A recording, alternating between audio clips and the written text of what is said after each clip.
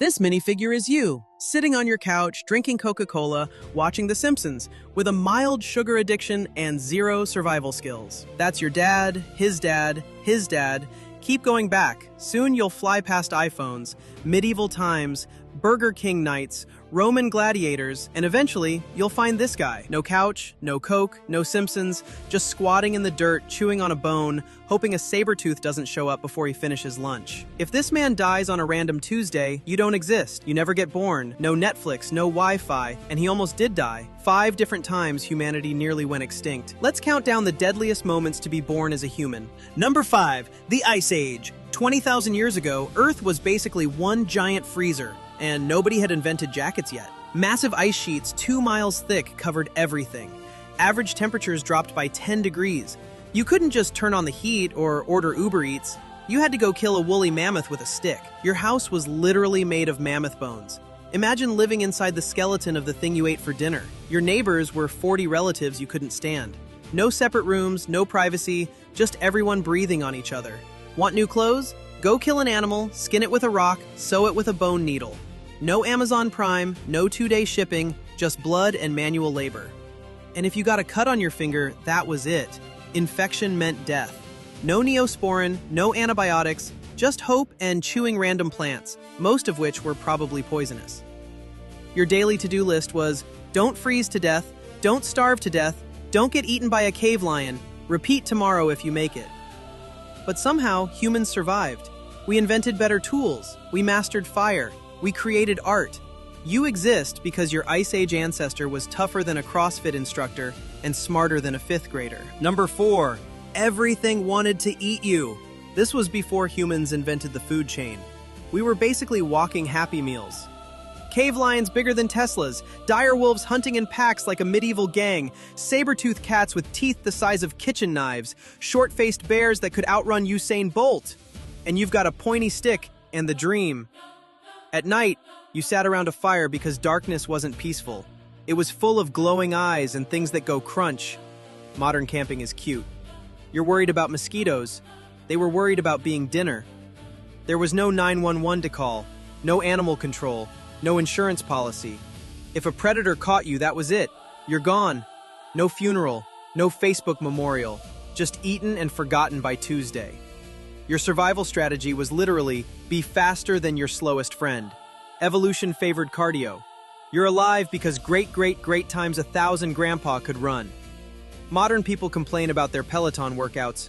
Early humans ran for their lives daily, and if they had a bad day at the gym, they died.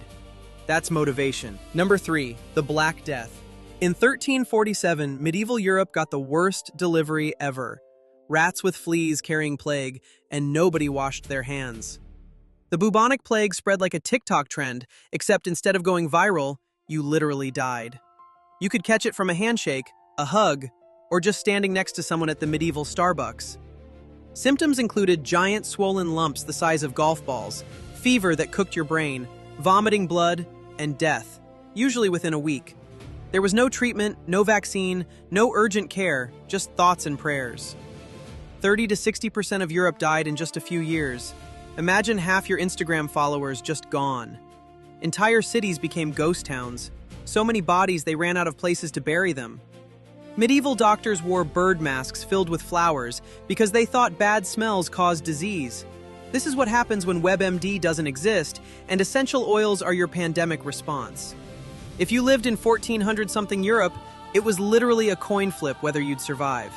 Most people lost that coin flip. You exist because your ancestor either had genetic immunity, got lucky, or lived in the middle of nowhere where nobody visited. Modern people freak out about a cold. Imagine living when a cough meant you'd be dead by Thursday. Number 2, the Columbian Exchange. In 1492, Columbus sailed the ocean blue and accidentally triggered the deadliest biological disaster in human history. Oops. Europeans showed up in the Americas bringing smallpox, measles, typhus, and influenza, diseases that had never existed in the Western Hemisphere. Native Americans had zero immunity. Their immune systems were like, what is this? Within 1 century, up to 90% of indigenous people were dead, not from war, from germs.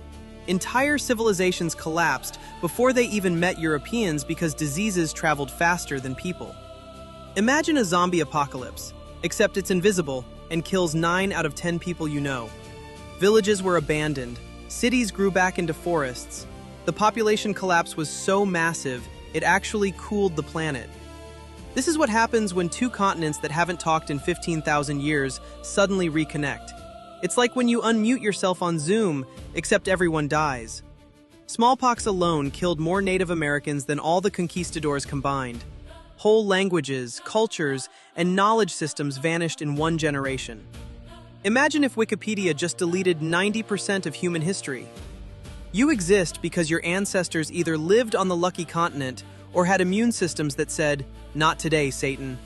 The Columbian Exchange reshaped the entire world, and most people alive descend from survivors of that biological lottery. Number 174,000 years ago, Mount Toba in Indonesia said, "Hold my beer," and exploded so hard it nearly deleted humanity from existence. This is the closest we ever came to game over. This wasn't a normal volcano, this was a supervolcano. It launched 670 cubic miles of ash into the sky. That's enough to bury Texas. The eruption triggered a volcanic winter that lasted years. Not weeks, years. Sunlight was blocked for 6 to 10 years. Imagine living in permanent twilight, like that one Twilight Zone episode, except it's real and you're starving. Global temperatures dropped by 27 degrees Fahrenheit. Everything froze. Plants died because no photosynthesis.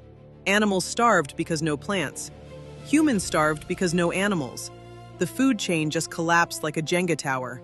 Rivers dried up. Forests turned into graveyards. It was apocalypse bingo.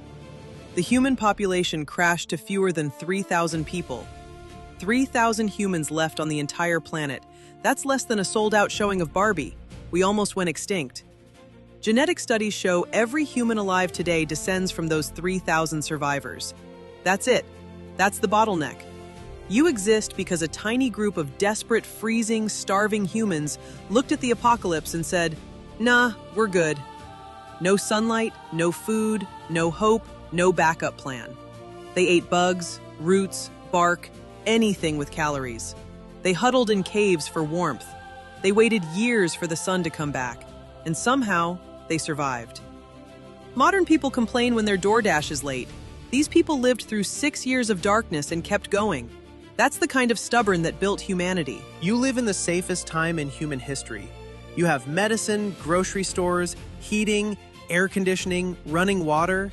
Your biggest problem is your phone battery dying or your Wi-Fi being slow. And it only exists because thousands of people before you survived ice ages, predators, plagues, pandemics, and a literal volcanic apocalypse. They didn't have Google Maps or Amazon, they had willpower and spite. You are not lucky. You are the result of 5 near extinctions that didn't quite work. Every single ancestor of yours survived long enough to have kids, and that chain never broke for 74,000 years. So next time you complain about your latte being wrong, remember, your ancestor chewed on bones in the dirt and fought mammoths with sticks so you could have that overpriced coffee. You almost didn't exist. That's the story.